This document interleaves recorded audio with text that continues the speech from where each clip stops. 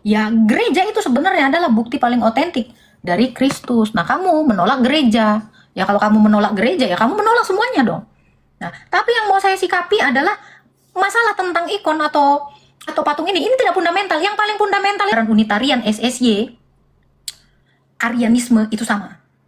Ini juga sudah dianatema, sudah dikutuk oleh gereja.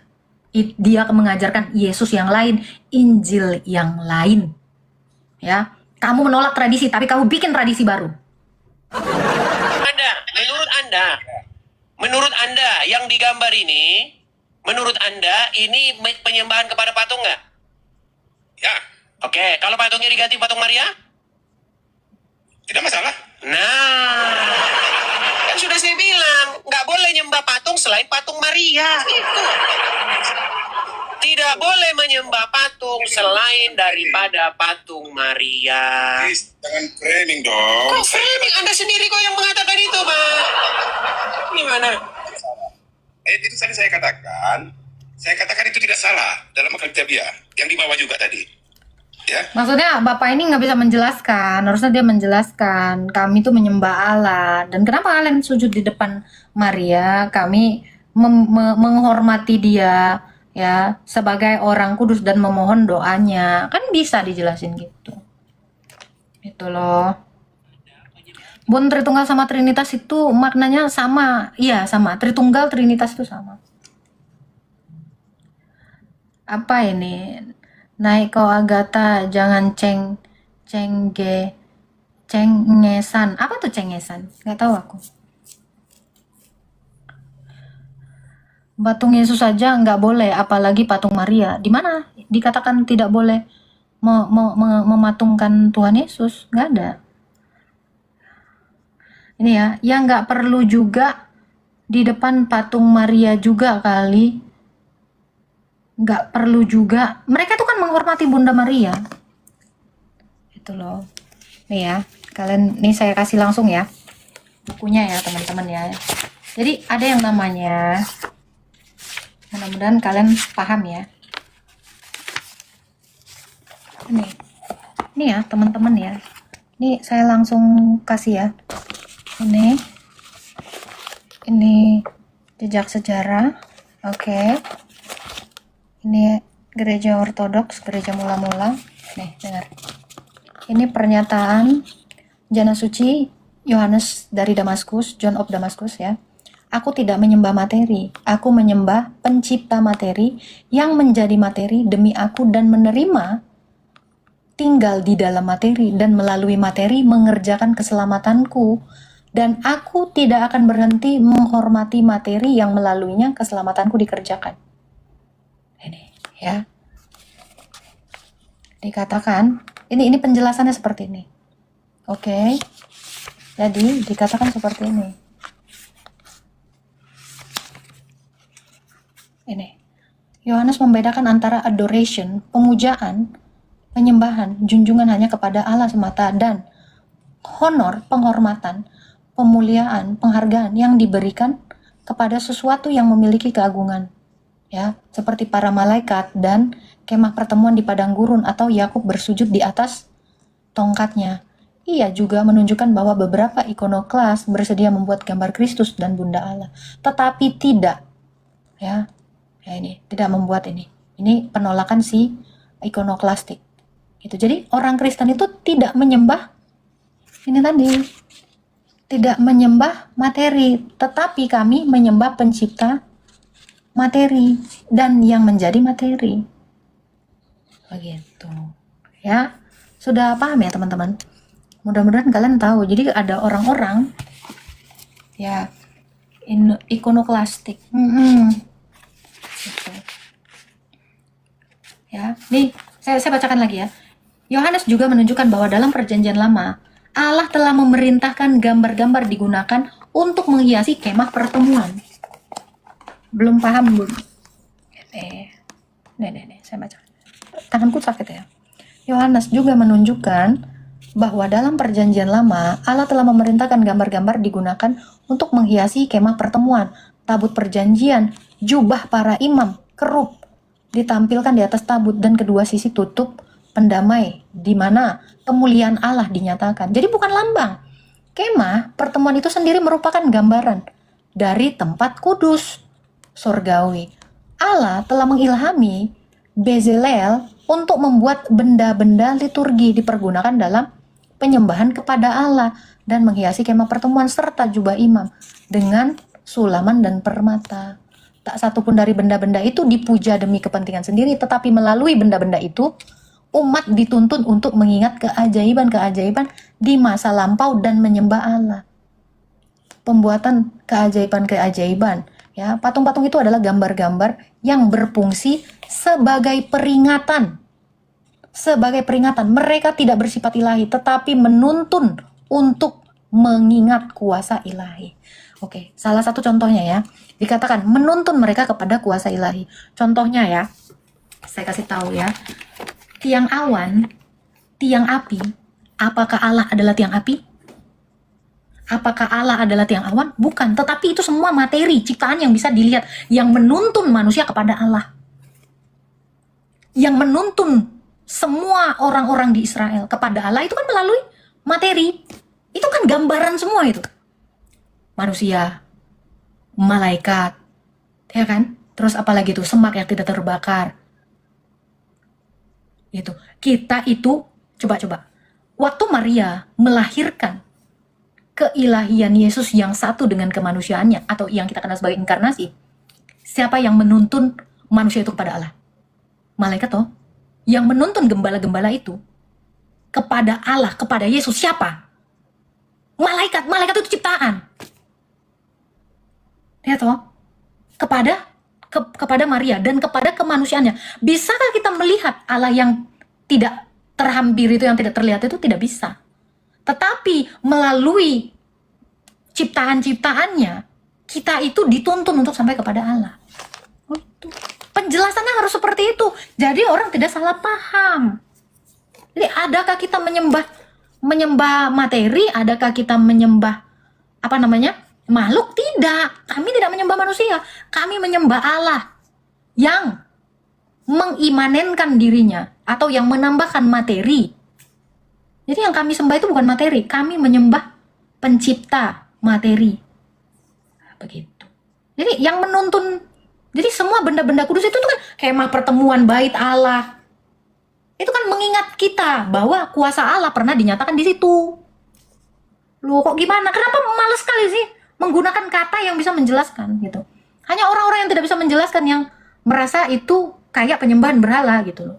Udah dikatakan itu sudah pernah melalui konsili ya tentang ikonoklasma.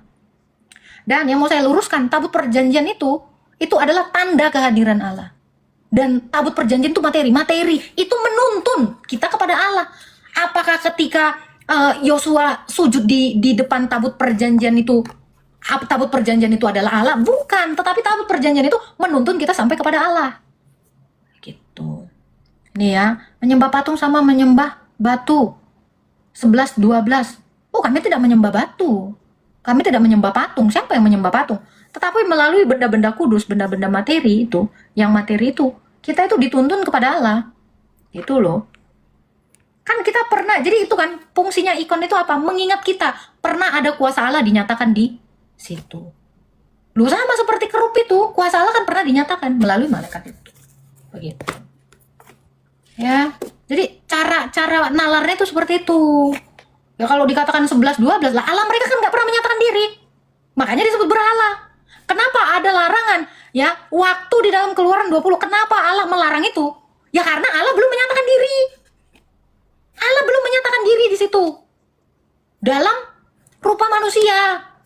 Setelah itu baru Allah menyatakan diri, kan gitu. Kok gimana sih kamu?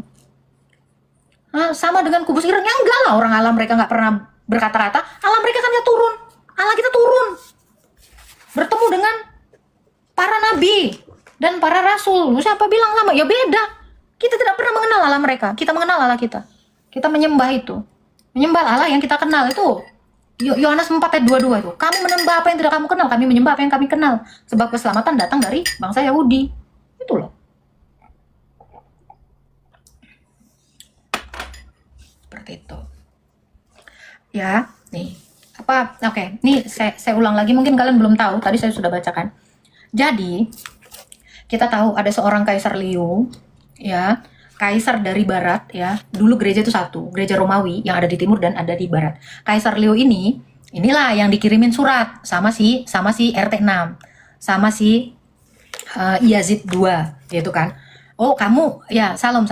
Kamu nyembah kamu nyembah patung, kata dia gitu kan.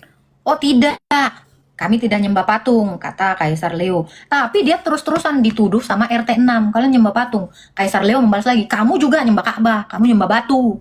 Nah, dari situlah Kaisar Leo ini dengan pengikut-pengikutnya, oh iya juga, ke distrik gara-gara RT6, sebelumnya enggak. Gitu kan. Nah, akhirnya apa? Dia menyuruh menghancurkan seluruh gereja. Ya, nggak boleh lagi ada biara-biara. Gitu kan. Nah, dari situlah karena dia tidak mampu untuk menerangkan ya seperti apa liturgi kita, akhirnya dia termakan provokasi dari RT6. Begitu. Dan itulah yang disebut dengan peristiwa ikonoklastik. Ya. Jadi gereja itu banyak dihancurkan, imam-imam itu dihancurkan, biara-biara itu dihancurkan, seluruh ikon-ikon itu ditutup, padahal itu adalah gambaran-gambaran sejarah yang masa lampau, gitu. Kita itu diberikan ingatan tentang hal itu di masa lalu, gitu. Tetapi mereka mau menghilangkan semua catatan-catatan sejarah itu. Nah, setelah itu muncullah Ratu Iren yang memenangkan itu ikonoklasma itu ya dalam konsili Nikea yang kedua. Nah, itu dia. Jadi narasi-narasi seperti ini sudah lama dan itu bisa dijelaskan ya kenapa sekarang muncul lagi itu ya. Jadi sejak semula nggak ada penyembahan terhadap patung, tetapi itu adalah penghormatan. Gitu. Kenapa Bunda Maria itu bisa digambarkan ya? Karena dia pernah ada, gitu loh. Kenapa Tuhan Yesus itu pernah digambarkan? Itu yang saya bilang selalu ya. Itu menjadi salah satu bukti bahwa ya Kristus itu, Allah itu pernah datang dalam rupa manusia. Itu tradisi gereja. Ya sama seperti ini. Alkitab ini adalah tradisi gereja, gitu loh. Digambarkan. Kalau kalian tidak percaya ya tidak apa-apa. Gitu loh. Ya, jadi buktinya apa? Yang sekarang kita lihat ini, ya gereja itu sebenarnya adalah bukti paling otentik dari Kristus. Nah, kamu menolak gereja. Ya kalau kamu menolak gereja, ya kamu menolak semuanya dong. Nah, tapi yang mau saya sikapi adalah masalah tentang ikon atau patung ini tidak fundamental. Yang paling fundamental itu apabila kalian menemukan seseorang menolak ajaran Tritunggal, itu bukan Kristen. Siapapun itu yang menolak Tritunggal, jangan dikatakan Kristen.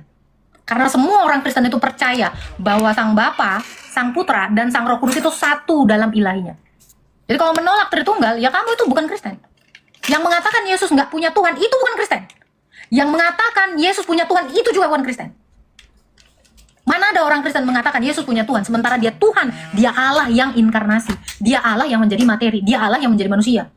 Kok malah ditolak? Itu sebenarnya yang paling fundamental. Itu bisa kita jelaskan. Dia adalah pencipta yang hadir dalam daging. Makanya dikatakan inkarnasi. Itu sebenarnya kalau masalah patung itu sudah clear dari dulu, udah saya bilang. Itu sudah clear. Itu bukan masalah yang paling fundamental. Yang paling fundamental itu adalah kalau ada yang mengatakan Yesus bukan Tuhan, itu bukan Kristen. Kalau ada yang mengatakan Yesus punya Tuhan, apa bedanya dengan RT6? RT6 juga mengatakan itu kan?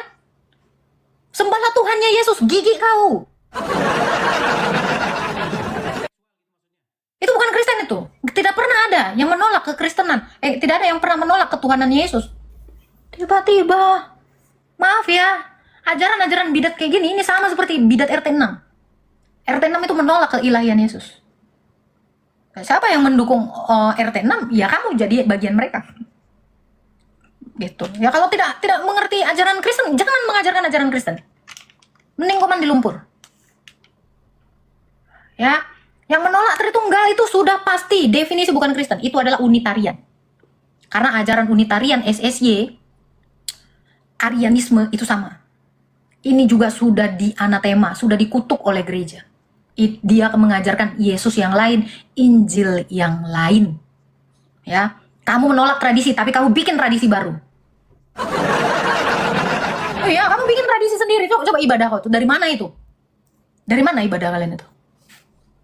Itu tradisi. Alkitab ini tradisi. Kalau kamu tolak tradisi, tolak Alkitabnya. Buang Alkitabnya juga.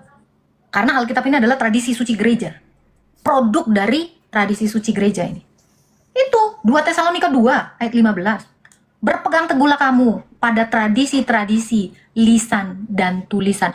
Paradosis itu dikatakan ajaran. Itu. Ini benda nggak? Ini materi nggak? Loh kok kalian anti materi loh? Kalian aja baca Alkitab bisa nangis-nangis. Bisa membayangkan Kristus. Makanya dikatakan materi ini menuntun kalian sampai kepada Allah. Loh ini nggak menuntun kalian sampai ke Allah? Sama toh? Kenapa kalian tidak menolak ini? Ini juga ikon ini. Ikon nggak ini? Kan yang tadi menarasikan, yang kembali ke Alkitab. Ini ikon ini benda ini. Ini bukan Allah ini. Kamu juga nyembah ini. Otoritas tertinggi Alkitab, ya kamu nyembah ini. Otoritas tertinggimu itu Allah. Bagaimana kamu kenal Allah kalau tidak melalui benda-benda ciptaan seperti ini? Materi-materi seperti ini. Gimana kamu? Ngambil Alkitab tapi nolak tradisinya. Alkitab ini tradisi kok. Sudah. Jadi penting sekali kita itu orang Kristen. Ya, pintar-pintar memilih ajaran yang benar. Hati-hati. Jangan kamu mau disesatkan oleh guru-guru palsu. 2 Petrus 2 ayat 1 ya. Sebagaimana nabi-nabi palsu itu tampil di antara bangsa pilihan Allah, demikian guru-guru palsu itu akan tampil di antara kamu. Dia akan memasukkan ajaran-ajaran sesat yang membinasakan. Karena serakahnya guru-guru palsu ini, dia telah menolak penguasa kita. Cara menolak penguasa kita apa? Dengan mengatakan Yesus punya Tuhan. Kamu tolak kan? Apa bedanya kamu sama orang Farisi? Menolak dia kan? Kan kamu sama seperti mereka, orang Farisi. Menolak kemanusiaan Yesus kan? Iyalah. Kamu gak percaya kan? Ya sudah. Kalau kamu tidak percaya mah. Dan kebinasaan itu sudah lama tersedia untuk kalian. Nih. Orang yang diikuti hawa nafsu. Ya kalian lihatlah pengajar-pengajar yang hawa nafsunya itu tinggi kali itu. Nih. Sebagaimana nabi-nabi palsu dahulu tampil di tengah-tengah umat Allah, demikian pula di antara kamu akan ada guru-guru palsu. Mereka akan memasukkan pengajaran-pengajaran sesat yang membinasakan. Bahkan mereka akan menyangkal penguasa mereka yang telah menebus mereka.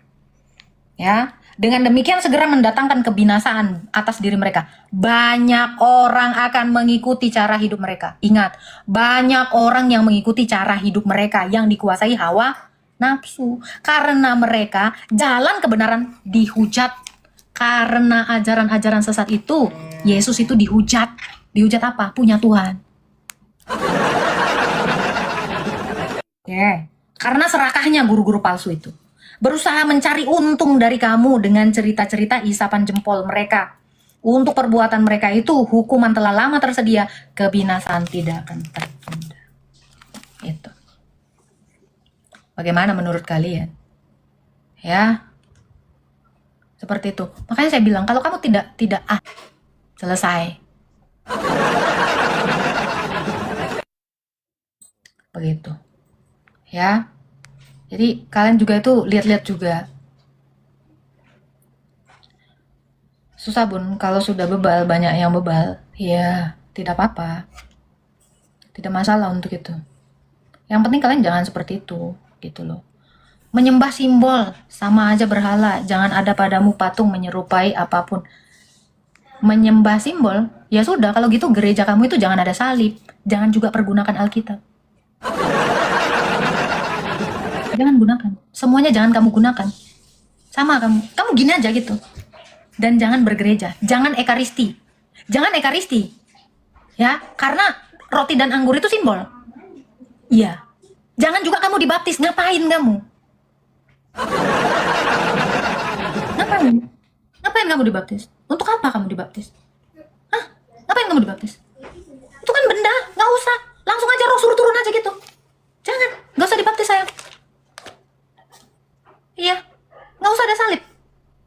Jangan ada simbol-simbol agama itu. Nggak perlu ada simbol-simbol itu. Nah, kamu menyembah simbol nanti dibilang. Coba. Ya, pakai bendera. Jangan juga, ya terserah lah mau pakai bendera apa. Jangan pakai salib. Nggak usah pakai salib. Buang salibnya, buang. Jauh kan. Ya kan nggak mau ada simbol kan? Dan jangan juga ada salib di gereja. Kamu bikin aja rumah kayak biasa. Atau nggak usah ada rumah. Itu. Nggak apa-apa. Ya nggak masalah. Simbol boleh, tapi jangan sujud menyembah. Terus kamu sujud kepada siapa? Nggak ada yang nyujutin benda. Coba. Oke, itu gimana? Nah, pertanyaan saya, kayak gini tuh dari mana itu? Ngapain kayak gini? Ini ajaran mana ini? Ini Alkitabiah nggak nih? Saya tanya kamu. Kalau mau ada yang bilang kembali ke Alkitab, kenapa kamu nggak pakai kerudung? Kenapa nggak pakai kerudung? Mau saya bongkar semua. Di Alkitab disuruh pakai kerudung, nggak mau, botakin lah rambutmu. Nah, gimana? Jangan ada sujud. Makanya kalian tuh selalu dibilang, oh teh nggak pernah sujud. Ya kamu nggak pernah mau sujud, karena terlalu tinggi hati kamu. Makanya kamu nggak pernah sujud. Sama apapun kamu nggak pernah sujud. Simbol-simbol itu nggak pernah disujudin. Simbol-simbol itu maksudnya tidak pernah disembah. Kan kayak gitu. Ya kan? Gak usah, gitu aja. Iya, kalau nolak satu, nolak semua dong. Teologi Kristen itu bukan teologi prasmanan. Saya katakan, ya, pantas kamu seumur hidup nggak pernah sujud kepada Tuhan. Iya kan? Ada gitu ngaku hamba tapi nggak pernah sujud sama Tuhan. Tanda tanya loh itu. Kok ada yang ngaku hamba, ngaku pelayan, nggak pernah sujud sama Tuhannya? Iyalah. Sujud sama patung, nggak perlu kamu sujud sama patung. Kamu pernah nggak sujud? Pernah puasa nggak? Oh itu. Kalian menolak tradisi. Gimana nolak tradisi? Nerima tradisi baru, bikin tradisi baru. Sujud pada Tuhan emang harus, Bun. Loh, kalau orang Kristen ya haruslah sujud sama Tuhan, terus kamu sujud sama siapa? Mana ada nabi-nabi aja sujud kok. Tuhan Yesus aja sujud kok, menjadi contoh, terus kamu nggak sujud. Kamu ngikutin siapa? Pak Pendeta? Pendeta yang nggak pernah sujud seumur hidupnya. Kamu ikutin itu. Wah, Yesus aja sujud ngasih teladan buat kamu. Kamu nggak. Tuhan Yesus sendiri bilang, kalau aku melakukan ini menjadi teladan bagi kamu. Loh, teladan kamu siapa? Teladan kamu yang bikin ritus baru. Ya kan? Itulah. Teladan kamu yang bikin tradisi baru. Tradisi yang sudah ada kamu tolak. Tradisi baru kamu bikin. Lah saya tanya. Hah? Teladan Yesus kok ekaristi? Teladan Yesus kok ekaristi? Ekaristi itu ya Yesus. Ya, darah dan tubuh Yesus itu ya roti dan anggur. Nah, menurut kalian, kalau Yesus mengatakan, ini tubuhku, ini darahku, kalian percaya itu roti dan anggur itu darah dan tubuh Yesus? Itu materi loh. Kan udah dibilang, materi itu menuntun kamu kepada Allah. Untuk mengenang. Kok mengenang? Siapa bilang ada di situ peringatan? Menghadirkan kembali kok. Bukan mengenang itu 1 Korintus 11 itu. Kakak di ayat berapa ada poligami? Nggak ada. Siapa yang ngajarin poligami? Siapa yang ngajarin poligami? Itu bukan ajaran Kristen. Nggak ada, ajaran Kristen tuh nggak poligami. Siapa yang mengatakan ada ajaran Kristen boleh poligami? Itu bukan Kristen. Enak aja. Nggak ada. Oh, sesat. Sama lah kok kayak RT 6. Nggak ada.